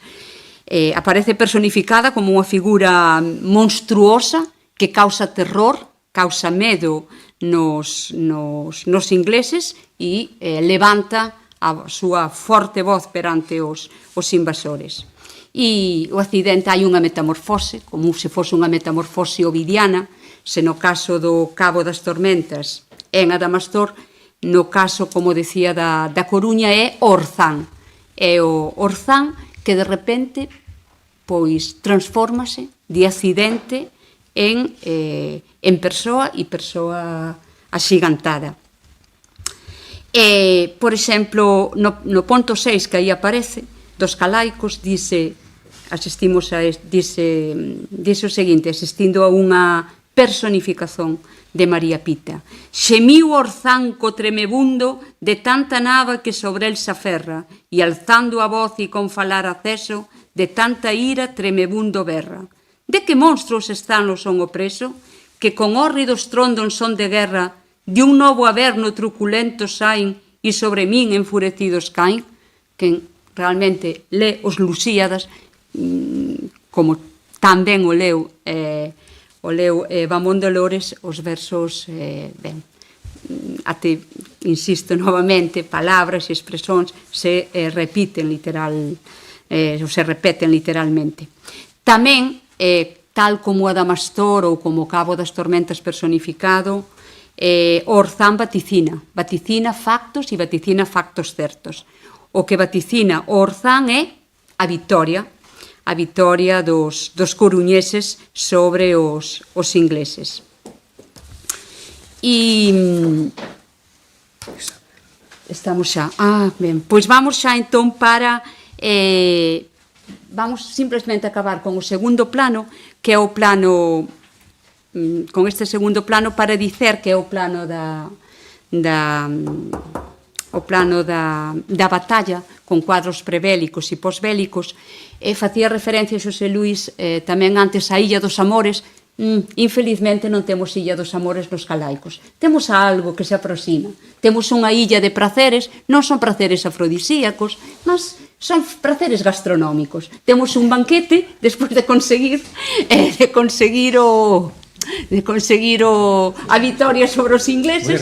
Temos comidas moito saborosas, temos licores tamén moito saborosos, mas non temos a questón afrodisíaca. E xa no plano final, acabo xa, no plano da historia da Galiza, tal como nos Lusíadas se pasa en revista toda a historia de Portugal, tamén nos calaicos se pasa en revista toda a historia de Galiza. E, aliás, os dous, tanto Camões como Vamón de Lores, parten da mesma figura, parten de Viriato. Para ambos é o inicio. O inicio é a figura que, digamos, inaugura a identidade lusíada e a identidade calaica. E unha figura que falta tamén xa para, con este acabo, unha figura que falta así como a Illa dos Amores en plenitude e que chama a atención pode ser a falta de Inés de Castro. Pasas en revista a historia de Portugal e falta Inés de Castro, que aliás naquela altura pois era como constantemente tracida a colazón como un mito prestixiado e, sobre todo, cuanto a relacións Galiza-Portugal. É substituída por a figura de Macías, o trovador Macías de Padrón. Por que? Pois non sei se por unha chamada a atención sobre a literatura ou mesmo polos Castro, pola propia familia dos Castro, que, digamos, non tiña unha tradición de apoio aos intereses portugueses, mas falta Inés de Castro. E, ademais, algúns trazos da caracterización de Inés de Castro, algúns trazos soltos, si son recollidos nos Lusíadas, mas son atribuídos á raíña Sabela de Inglaterra, a unha figura de aspectos negativos. Nos calaicos, claro. A unha figura de aspectos negativos que é a raíña Sabela, entón, chama a atención. En fin, até no propio acto de imitar Camões, porque Camões imita, sobre todo, a Eneida de Virxilio, sobre todo, non só. Vamón de Lores imita Camões e, ben, coa pretensión isto de que a Galiza, digamos, que reviva as súas glorias e que resurxa, permítanme aí unha expresión un pouco lírica, como a ave fénix das súas cintas. E acabo por aquí e perdoade, por favor, pola miña utilización excesiva do tempo. De acordo?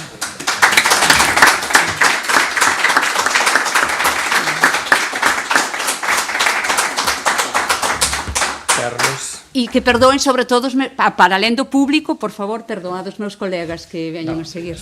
Eu non lle perdoo. Eu tampouco. O do tempo. Perdón. Bon día. Obrigado polo convite. Se eu fose un tipo impiedoso, teríamos aquí 2 horas até a merenda, pumba. Indirecta para mí. Indirecta. De todos os modos, sería un tema interesante e apelativo, porque eu quero falar de todo o que esconden o meu mestre, todos fomos discípulos deste Luís, que non o dixo máis, eso de colegas, ele é o mestre. Do afrodisíaco, do escabroso, da Illa dos Amores, da parte máis sensual. Como non son un tipo impiedoso, pois vou era o resume dos 3 pontos que acabo por concluir. O aspecto da Illa dos Amores, mas sería o último recorte, despois de facer unha introdución que tamén non ten nada de novo porque remete para traballos antigos. Se tedes algunha curiosidade, pois encontrades na internet en PDF das actas do Congreso da Federal da Bahía no 2011, un traballo que se chama Camões no bordel. Por aí van os tiros.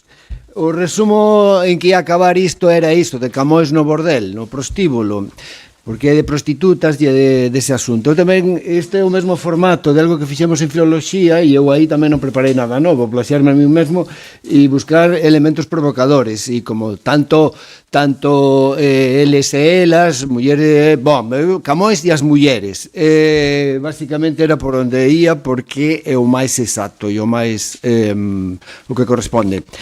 E o primeiro ponto, e como liquidar xa, era discutir o que vos sorprenderá seguramente a algúns e algúns que lestes ou sabedes algo de Camões, o da homosexualidade, porque chegouse a falar disto cando un profesor da Facultade de Lisboa publicou un romance. Hai un poema de Camões, un soneto que estaría dedicado a don Antonio de Noroña, o que foi pupilo do poeta e que morreu en Ceuta nas lutas contra os mouros, que tiña 17 anos. E falase de amor. Alma miña xentil que te partiste, ese soneto famoso en que hai unha especie de platonismo de amor. Eu podo dedicar amor a Ángelo e non hai nada sexual, no sentido en que se usaba amor e non amores. Eu vou falar de amores, porque é outra cousa diferente e no século XVI iso funcionaba, o amor con mayúscula e depois os amores, que era o que, en fin, o sexual. Entón, non me vou parar neste asunto porque a heterosexualidade de Camões non está posta en causa ni siquiera nese romance, porque o profesor era gay, asumido. Entón facía un xoguiño das aventuras de Nuno Galván, que tamén era profesor universitario, e que estaba apaixonado por un alumno da facultade. Era unha especie de parodia. Ten algunhas cousas divertidas, ou é divertidísimo, mas iso levou a moitos artigos na época. Iso foi en 2002, sobre o asunto de Camões, que parece que dá para todo. Camões non era homosexual, e próbase ben tamén con a súa lírica. Depois, hai outros malentendidos. Se alguén ten curiosidade por iso, non creo que non está na internet, pero teño aquí algunha separata da época. Creo que foi cando San Luís nos obrigaba a facer traballo. Non nos obrigaba, porque xa non éramos discípulos. Éramos discípulos, somos para sempre, mas non éramos alumnos. O primeiro congreso, aquela internacional de lusitanistas en Coimbra, isto xa foi no 92. Hostia, hai demasiados anos. A paixón de Camões, ou por Camões, a todos nos arrebatou do punto de vista literario. Nese traballo tamén comprobaba como a sexualidade exacerbada, o mesmo tío, que concretamente era Reis Brasil, un crítico brasileiro, que afirmaba que Camões, que todo era platónico, amor platónico e tal, uns anos despois afirmaba, o mesmo tipo, que como isto conta, 15 anos antes decía que conta moito pouco para poeta interiorista como nós, o asunto sexual ou sensual. Uns anos despois decía, como ia pasar inadvertido ese asunto para él? Eu fixe unha comparativa de como describía a amada, a muller, entre Camões, Góngora e Quevedo, que non están tan distanciados na súa cronoloxía, ou están moi próximos. E comprobaba como, isto a partir da lírica, como hai moitas coincidencias. O modelo de muller, e xa entramos en materia de heterosexual, o amor de home para muller no sentido máis hetero e clásico, era moi parecido. Na Italia, na Franza, na España, en Portugal, o modelo loiro, pel branquiña, toda esta historia, que está até a saciedade extendido, está todos. Mas en Camões, en fin, encontramos originalidades excepcionais. Eu non coñezo, claro, para afirmar algo así, habería que ser experto en todas as literaturas da época, mas da época, as ponteiras na Europa eran a portuguesa, a española, era cando o imperio comezaba, e non hai ninguén que faga un poema de amor a unha negra.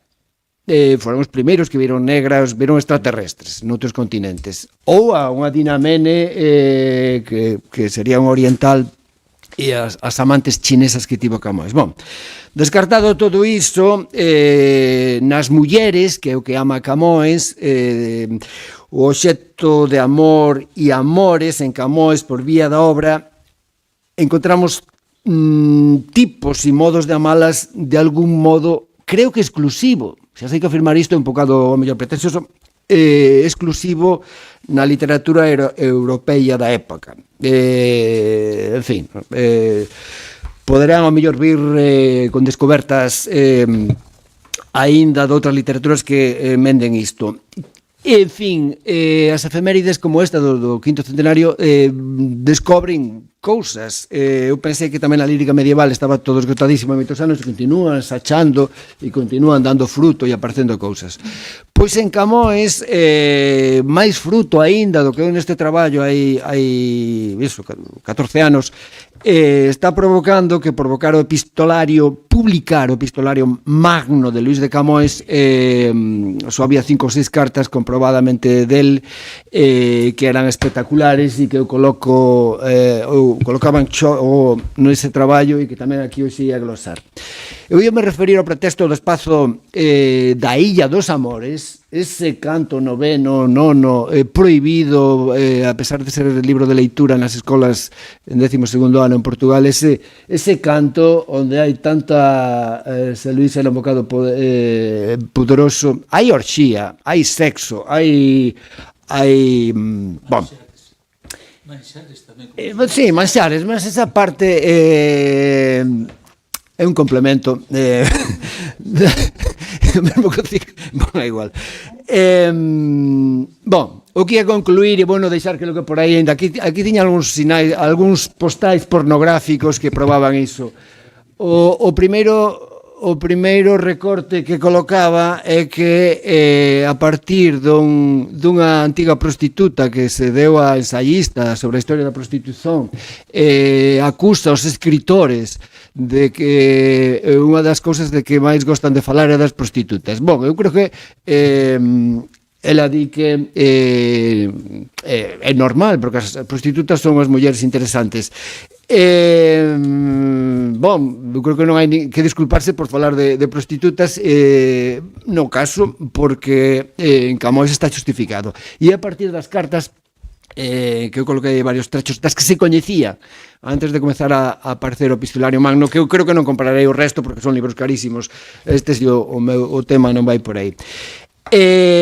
As mulleres de Camões tamén discutía que toda esa lenda de estar apaixonado por unha infanta e que iso que levou en fin, a parte do ferimento a un nobre a ter que exilarse, é un bocado en fin, tamén místico, forma parte dese retrato de ouro que tentou fabricar o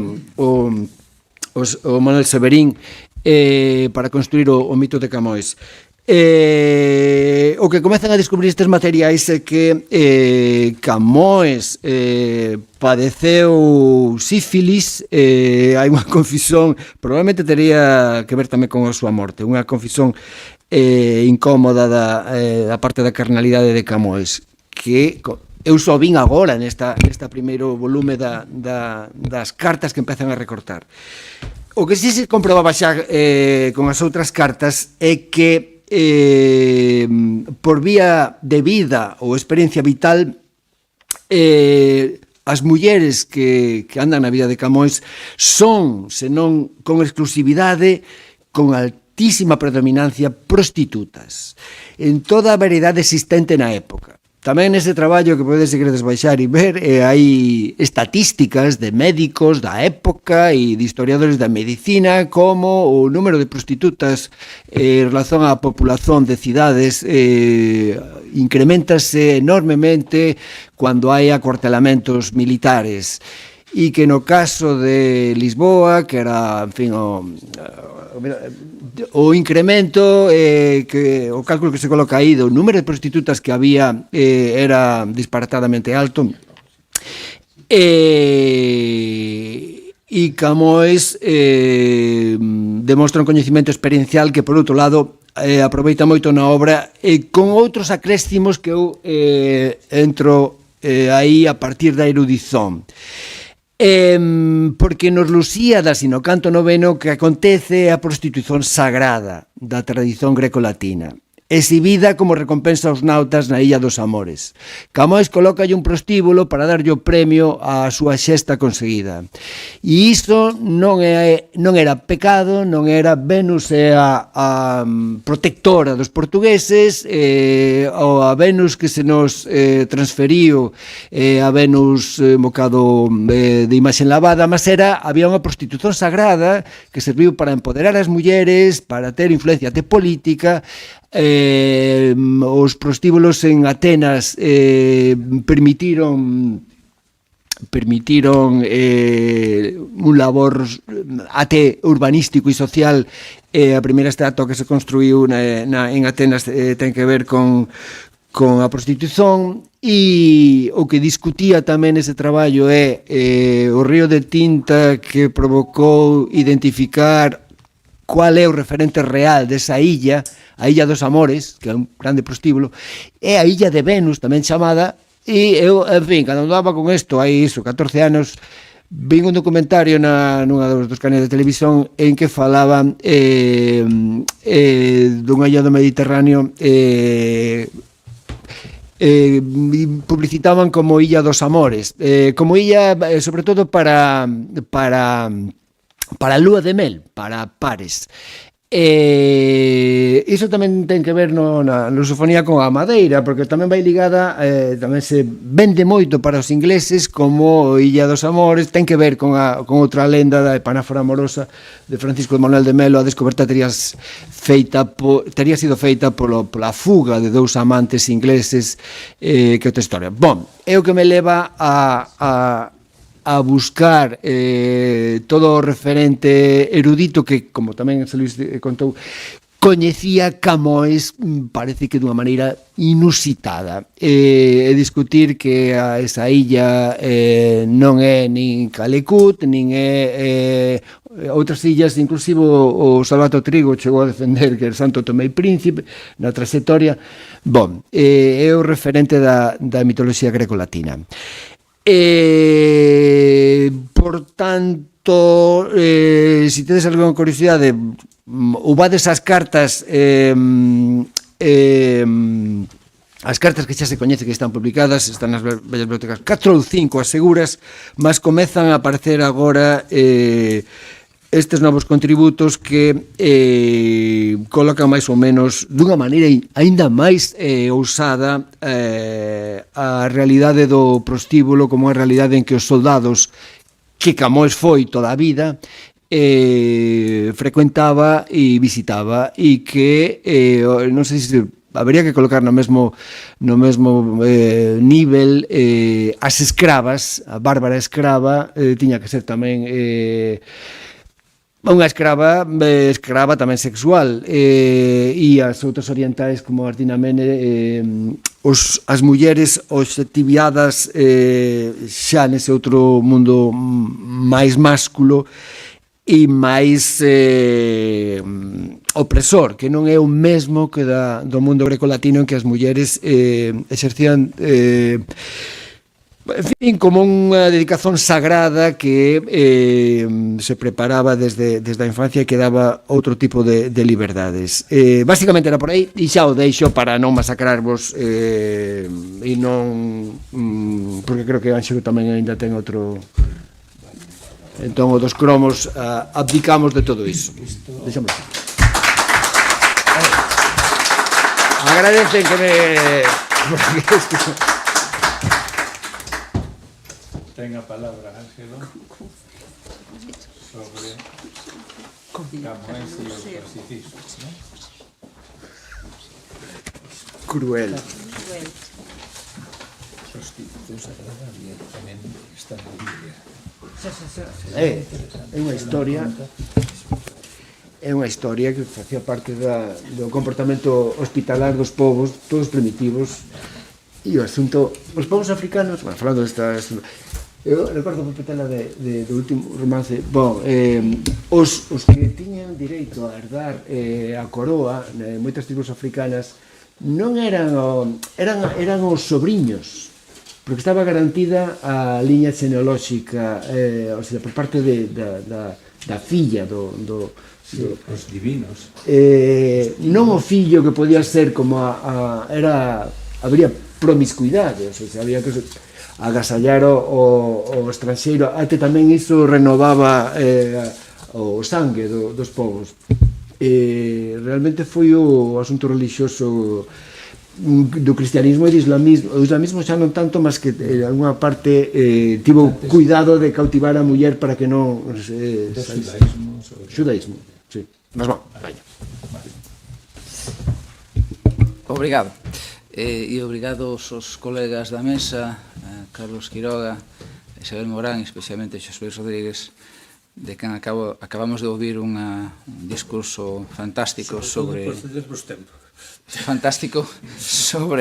Camões, do cual sempre temos a aprender.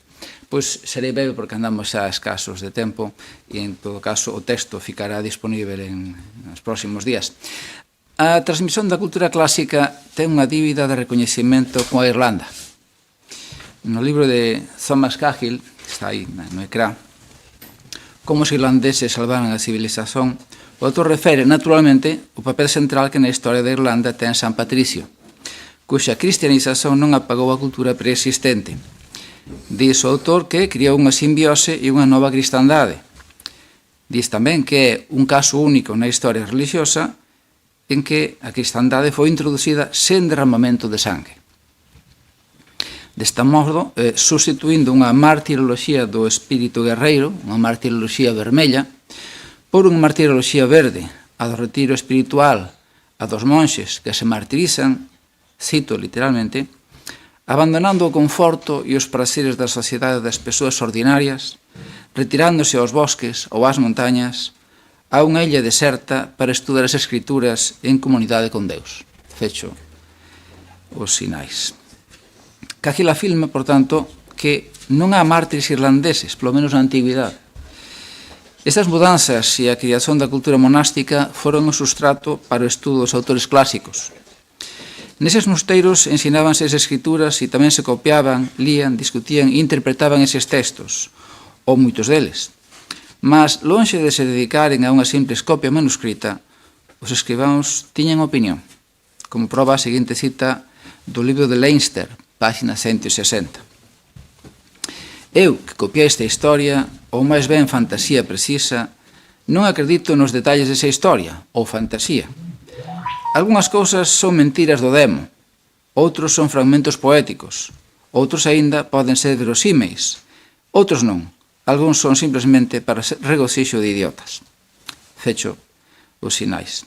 Falamos, pois, de un role único na cultura occidental. Lembremos que nos séculos V e VI, coas invasións bárbaras, prácticamente foron destruídas as bibliotecas no continente e as que ficaban tiñan unha dúcia de libros.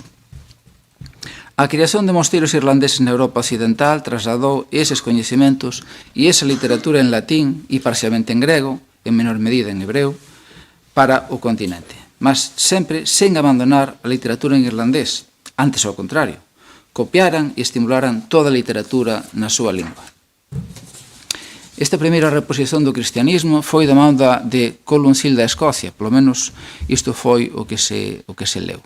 Columcille pasou a Escocia, era irlandés, e continuou o seu traballo a través dos seus discípulos, e especialmente por Columbanos, é unha personaxe moito máis coñecida, San Columba, que durante toda a súa vida, pasando 25 anos no continente ou nos anos posteriores á súa morte, deixou mosteiros na França, Alemanha, Suíza e Italia.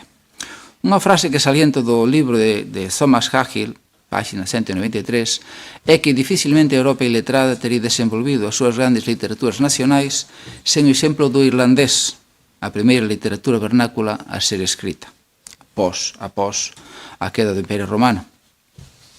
Naturalmente, outro acontecimento de relevo na historia, moito máis tarde, ou máis perto do presente, máis perto de nós, foi a queda de Constantinopla en 1453 e a dispersión da cultura bizantina, o éxodo de sabios, nomeadamente para territorios da Península Itálica, deron un acréscimo e un sustrato da cultura clásica grega para o humanismo italiano. Os estudiosos portugueses referen que o humanismo greco-latino entrou na corte de Don Xoán II nos últimos anos do século XV en Portugal, da mão de Cataldo Sículo Parisio Sículo noutras versións. Nesa altura, a mesma lingua deixaba de escreverse na Galiza. Américo Costa Ramallo asinala a chegada de Cataldo Sículo para preceptor do fillo e bastardo de Don Xoán II en 1485 como data de introdución do humanismo en Portugal, facto citado por María Elena da Rocha Pereira en varias ocasións. Reférese, por tanto, a vía italiana como principal neste proceso que, como en tantas épocas históricas, se produce como unha forma de transferencia de coñecementos que darán lugar a segundos e terceiros procesos consecutivos con saltos cualitativos. Rocha Pereira cita a Horatio Pro Rostris de André de Resende como un eloxío das linguas grega e latina como a carta magna do humanismo portugués. Produce nesta época unha renovación dos planos de estudos, do cual permíteme salientar un parágrafo de Rocha Pereira na páxina 15 do seu libro Portugal e a heranza clásica e outros textos que pode ser útil a efeitos do presente. Diz Rocha Pereira, este florecimento ten a ver, como é sabido, con outros factores, como a renovación do ensino operada coa remodelación dos estudos en Santa Cruz de Coimbra en 1536, que mandaba ler a Sacra Teoloxía e as artes liberais nas 3 linguas sagradas, so pena de multa aos rexentes que, citamos, falaren en latín ou algunha das outras sobreditas linguas, nos lugares onde estivesen escolares. Continúa. Con o sistema de bolsas no estranxeiro, practicado por Don Xen III, aliás, xa con precedentes que viñan de Don Sancho I. tamén con a transferencia definitiva da Universidade para Coimbra e a inauguración do Colexio das Artes uns anos depois, e con o convite a grandes mestres nacionais e estranxeiros para aí profesaren. Continuamos. Entón, este é o momento de facer un comentario marginal a tantos autores contemporáneos que rexistraran unha realidade en primeira, segunda ou terceira persoa. Seguramente algúns dos que teñen máis idade viviron en primeira persoa. O costume de penalizar os alumnos que falaban en galego nas aulas, impondo o castellano como unha única lingua de comunicación dentro da sala de aulas. De tan xeral que foi, o que continúa a ser de algún modo máis sutil, menos directo, non é preciso citar bibliografía. Ora, é oportuno dizer que se trata dun método tradicional, nada piedoso, é verdade, nen nada original, operado en todo o Occidente, trasladado ás linguas nacionais. E que realmente esa posición do castellano, aquí, na Galiza, no territorio, é unha sustituición do papel do latín. Algúns textos escritos na Galiza que ainda podemos ler en bon portugués ou galego no século XV son escritos notariais. Un exemplo é o libro de notas do notario de Rianxo, Álvar Pérez, texto publicado por Fernando Cabotato, que foi colega vosa, seguramente. Nese texto... Cabo, o seu colega non ten ese segundo apelido. Este é Fernando Tato, moito ben. Tato. Nese texto obsérvase que en 1457 aínda a cualidade da linguaxe notarial era boa. Fica patenteada nas súas páxinas a dependencia política de Galiza. Exemplo claro é a reclamación do castellano Rodrigo de Luna, arcebispo de Compostela, contra o rianxeiro Sueiro Gómez Soutomayor, sob o título Testimoio autorizado sobre a Casa de Rianxo, páxina 145. Trátase de un documento notarial longo, para o habitual nesa época, con o texto oficial en portugués galego, seguido da carta en castellano do arcebispo, respondida posteriormente na lingua de Galiza pelo destinatario da carta, o citado Sueiro. Notario e nobre escreven en vulgar galego, a autoridade político-eclesiástica en vulgar castellano. Por tanto, ficaba establecida a hierarquía que continúa sen solución de continuidade e en termos xerais até hoxe e seguramente até a mañá. Existen varios estudiosos que analizan partes dos Lusíadas como a terminoloxía marítima ou geográfica ou outras. Falamos, por exemplo, no caso de Rocha Pereira, refere a discusión sobre o Xardín das Hespérides na revista Nova Renascença no ano 91, sobre a localización da Taprobana no seu artigo, tamén sobre o texto do Ode ao Conde Redondo. É aquí necesario salientar o sustrato clásico do latín renascentista na obra de Camões, especialmente nos Lusíadas. Ollando para atrás, cabería falar do latín medieval. Ollando para a frente, temos que falar do latín europeu. E algúns autores até balizan de Erasmo de Roterdão até a creación das linguas nacionais este período do latín europeu. Con efeito, a generalización do ensino do latín na época de Camões, a creación das clases letradas e a intensificación da imprensa conduce a unha nova etapa do humanismo que reconstrói esa lingua, que xa non é a lingua materna de ninguén. Do latín europeu parece aínda haber moitos fundos bibliográficos e moitas lacunas a estudar. A práctica de imitar os autores clásicos foi xeral nese primeiro humanismo portugués. Trátase, por tanto, de un imitatio, conceito escasamente contemplado, escasamente recordado, verdadeiramente criadora de algo novo. Os modos literarios latinos foron modelos ensinados e transmitidos como referente principal. Horacio e a arte poética e a súa tradución ás linguas vernáculas foron por séculos un exercicio escolar obrigatorio en todo o territorio do Occidente, incluído a América colonizada. Algo semellante aconteceu no século XVI en Portugal, no terreno de xeografía, a astronomía ou o teatro coa traxedia clásica. E penso que vou ficar por aquí, porque todo o texto vai ser accesible. Só querería citar un texto que non é exactamente da época que estamos tratando, mas de Dante, a respeito do pensamento lingüístico de Dante, que é un precedente 2 séculos antes que Camões.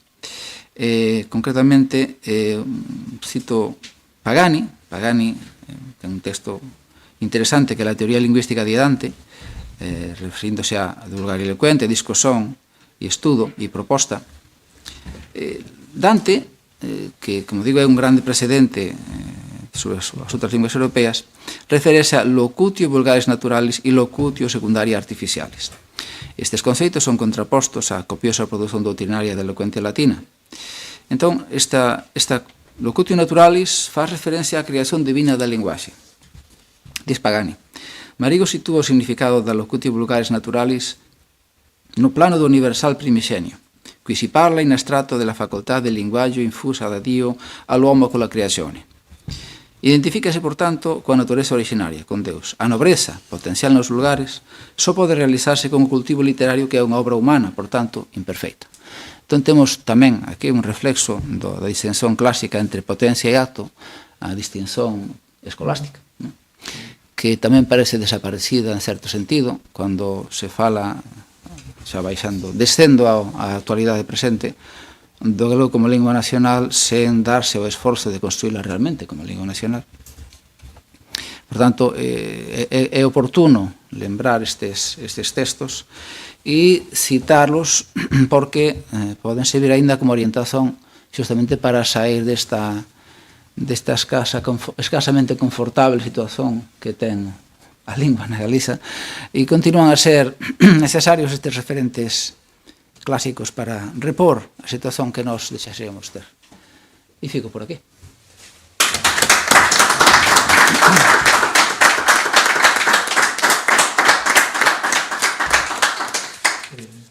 Pasamos a nos fora de aquí. Se alguén quer comentar, algúns comentarios, pode ver? Sí.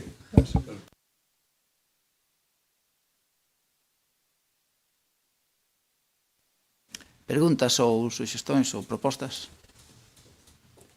Están cansados. Encerramos entón este acto, esta parte. Esta parte do acto é o que me refería. Eu quería facer só unha reflexión. Para comenzar, parabenizar a todas as persoas que estades aí, porque realmente isto dá para criar no ar unha efervescencia de ideas que nos leve a pousar tamén, non?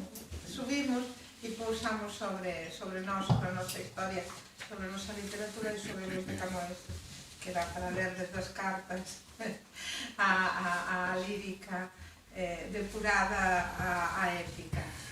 Mas quería realmente pousar entón na comunicación da profesora de Isabel Morán, porque ficamos todos deliciados e deliciadas polo seu traballo.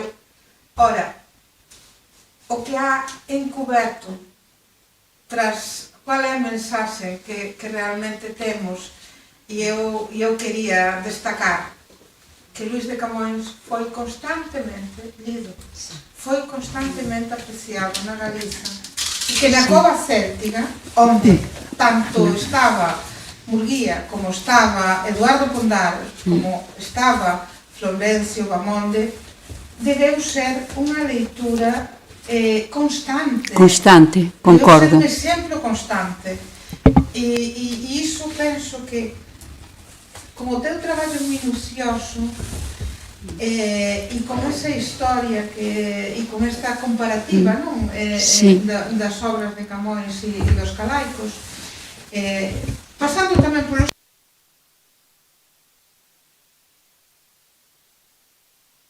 e do que algúns estudos ben interesantes tamén sobre o vello do Restelo nos Lusíadas e a rapariga, non? A meniña que aparece en Pondal, e esa perspectiva feminina que tamén dan os autores galegos que ten imitado a Camões, mas que realmente o que deixas aí, o que deixas para nós é a constancia dos estudos camonianos, a constancia da reflexión sobre a obra de Camões e a constancia da apropiación, non da apropiación, sino da propiedade galega da obra de Camões. Desde logo, os da cova céltica, todos demonstran ter lido e relido Camões e refletido sobre os Lusíadas. E cando Rosalía sí, tamén utiliza Camões. Sí. Nomeadamente vou nas fartas orelas do Mondego, sí, que realmente publica en Portugal con toda a autoridade no calendario das señoras, non? Que eran aquelas publicacións da época, con toda a autoridade de afirmar que Camões é descendente de galegos, que Camões é galego e que ele está, e para além diso, o trapantoso, non? De apañar a Camões para falar de Inés de Castro é impresionante, e para falar nomeadamente de Galiza. Entón, ten que ser impresionante isto. Sí, obrigada, Yolanda, por esta reflexión. Realmente concordo completamente con o que dis. Pasaste por Xurento de Monterrey, pasaste... Sí, no, constantemente, é verdade, sí. Concordo completamente. Concordo e non é que concorde, é que os factos falan por si sós. Claro. Pois o mesmo, digo tamén por estas reflexións túas. Porque realmente lévanos ao en Vigo, non? A Camões en Vigo, o mesmo que tendes feito todos. Permitime, porque aquí vemos claramente o reflexo na Galiza, mas realmente este parabén, esta gratidão é para todos vós e para toda a túa Isabel. Pois obrigada, agradezo as palabras. Eu pido outra vez, estou un pouco cohibida por ese exceso de tempo, non que... mas iso, como confío na vosa comprensión, pois... E así, está claro que foi, na Cova Céltica foi autor referencial. Esto, si me permitides... É para calarme, xa con medo de que voltase novamente con el discurso, era aviso para calarme. Un apuntamento a propósito tanto de Camões como desta referencia que fixen antes a literatura galega terceiro de BUP.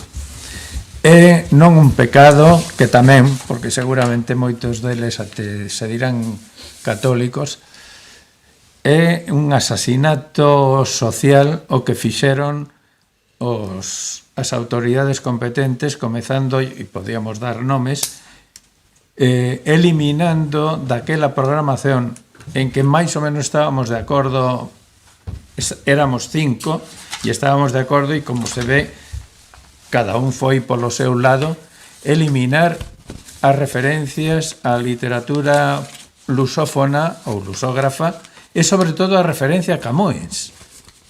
Iso é algo, privar aos novos estudantes, aos novos galegos, da leitura ou polo menos de algunha referencia a Camões. Iso realmente a min doime moitísimo, porque comparo con que eu, en tempos de Franco, durante o bacharelato, tiñamos noticia de Camões. É certo do Camões que escreveu en castellano, mas tamén que nos dixe, sabíamos que non escrevea únicamente en castellano, e que se prive aos galegos coa tradición galega que acabades de citar, iso non ten perdón de Deus. Se permites un pequeno apuntamento. Pode ser brincadeira, mas non é. Recentemente o Goberno Autónomo emitiu unha orden indicando as liñas xerais dos conteúdos para bacharelato, e justamente obriga dentro das aulas de galego a ensinar literatura portuguesa. É curioso. Isto é máis recente. Ese libro de que ano é? Do ano 80? No, 90, no. 93. Non sei... O sea, há 40 anos. Ben, pois aos 40 anos só demoraron 40 anos a repor estas ideas que xa estaban en andamento no ano 82. No, que durou esa programación 2 anos. Ben, pois actualmente o portugués ten que ser ensinado, os alumnos teñen que aprender rudimentos de portugués de ano para ano, vai crecendo, e voltará obrigatoriamente agora Camões aos textos escolares por orden da propio Goberno Autónomo, o que está dentro dunha certa mudanza, leve mudanza, a partir da comentada lei Paz Andrade do ano 2014, e o actual, tamén citado aquí, Observatorio de Lusofonía, que é unha crianza que aínda ten que demostrar a súa capacidade para andar, aínda que ter pés e saber realmente onde quer chegar ese observatorio. Só un apuntamento.